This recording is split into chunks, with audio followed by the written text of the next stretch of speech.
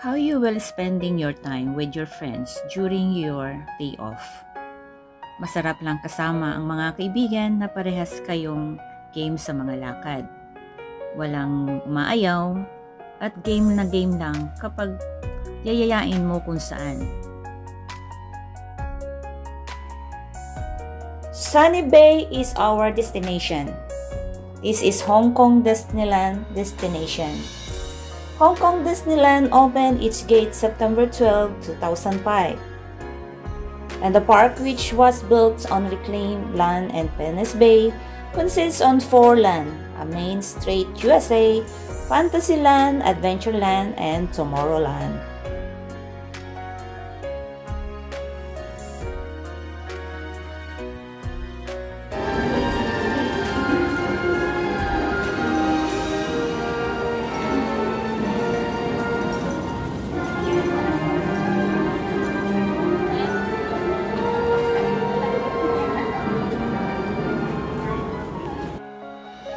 Hong Kong Disneyland Park, as required by the government and in line with preventive efforts taking place across Hong Kong.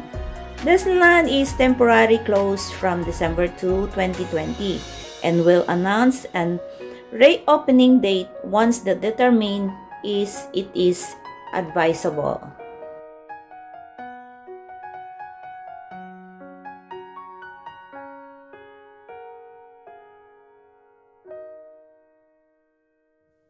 Kung gusto mong pumunta ng Inspiration Lake, dito ka kukuha ng mga bus sa opposite ng Hong Kong Disneyland Park. Dito makukuha mo ang buses ng number 8, R8. Kaya lang, nung pumunta kami dito ay walang mga bus na maghahatid sundo sa amin. So we are decided to take a walk going to Inspiration Lake.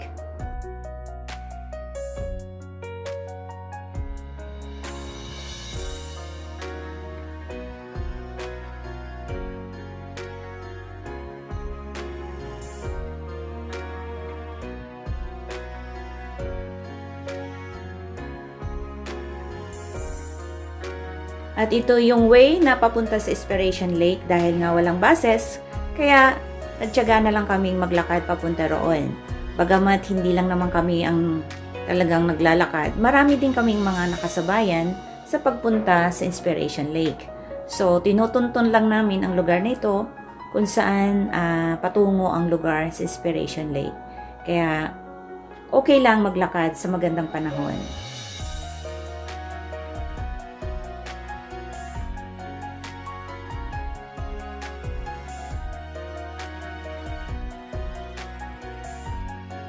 Ang Inspiration Lake ay isa pa ring bahagi ng Hong Kong Disneyland Park. Meron tayo dito ang tinatawag na Hong Kong Hotel na kung saan ang mga visitors ay doon nag-i-stay galing sa iba't ibang lugar. Kaya Inspiration Lake ay isang park na napakaganda at napaka-huge nito.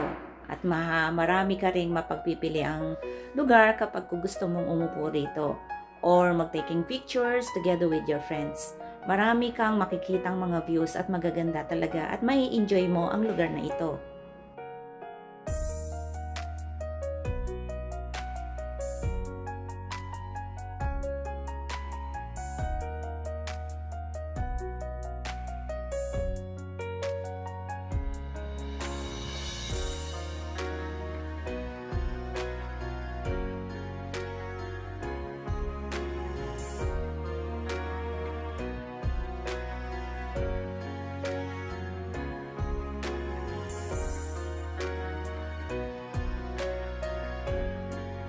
After namin makatawid dito sa tulay na to, ay nag-stay pa muna kami ng minutes para lang mag-selfie at kumuha ng mga larawan sa ilalim ng mga punong ito.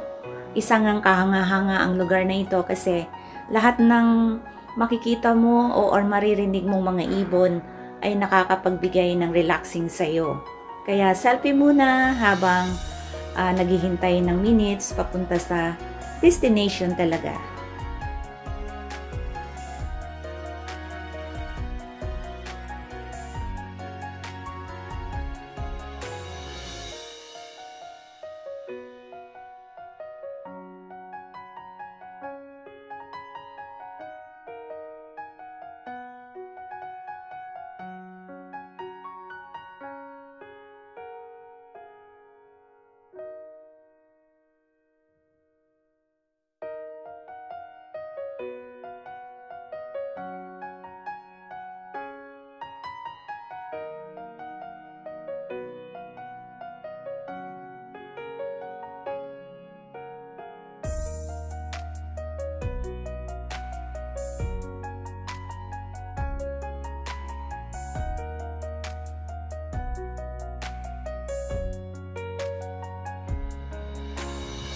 And this is Inspiration Lake.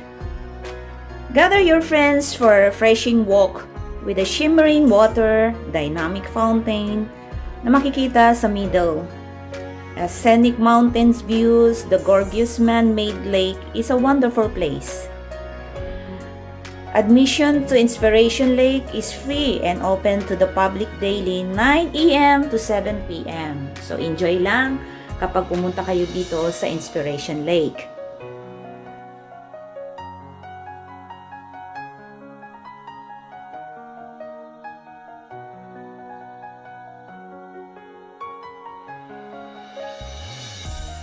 I want to renting boating sana going to the dynamic fountain. Pero ang sabi is suspended dahil nga sa COVID-19 pandemic. Sayang, yun pa naman ang purpose kaya rin pumunta kami dito para makasakay sa boating.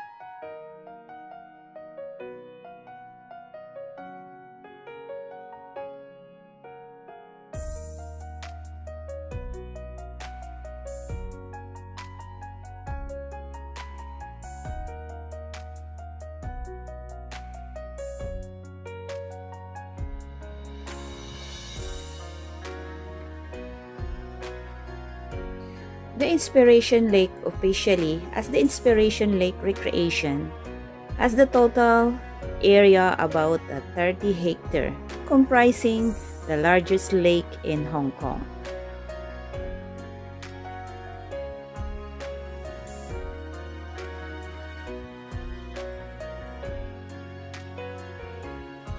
There are large grasslands surrounding the lake with wheel facilities.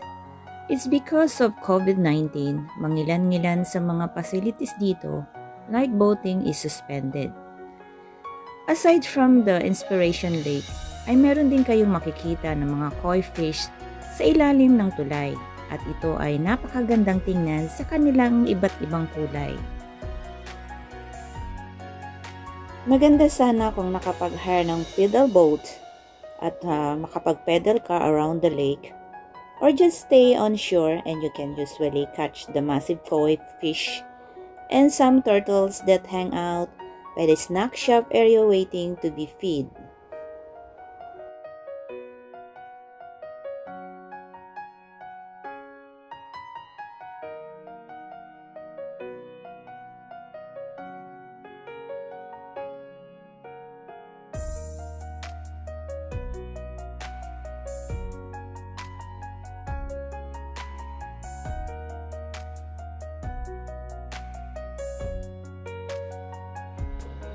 Inspiration Lake ay mahihintulad sa isang fairy tale.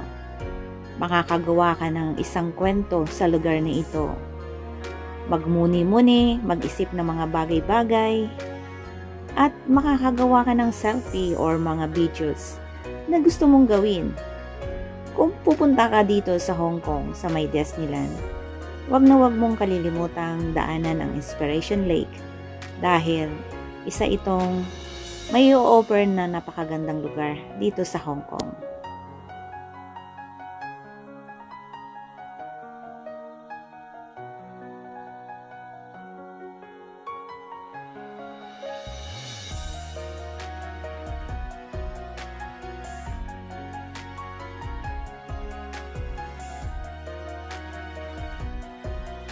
Wala pa sa kalahati ang aming pag-ikot sa Inspiration Lake.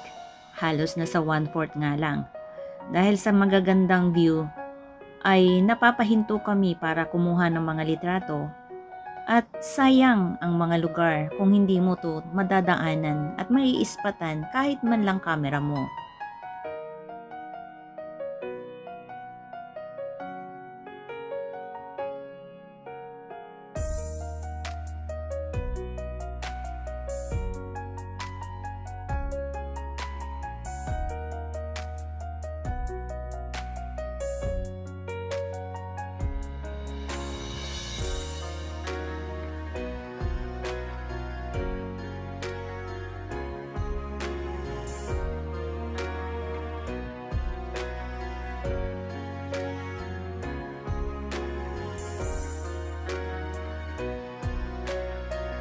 Sa Inspiration Lake, hindi lamang boating boat ang pwedeng rentahan dito para madala ka sa dynamic fountain, kundi pwede ka ring magrenta ng mga bicycles or yung tatluhang pwedeng makasakay kapag ang isang kasama mo ay hindi marunong magbisikleta.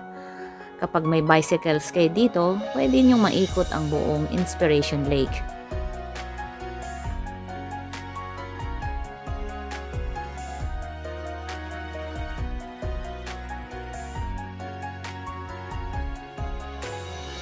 Inspiration Lake is an inspiring and relaxing place to spend a day.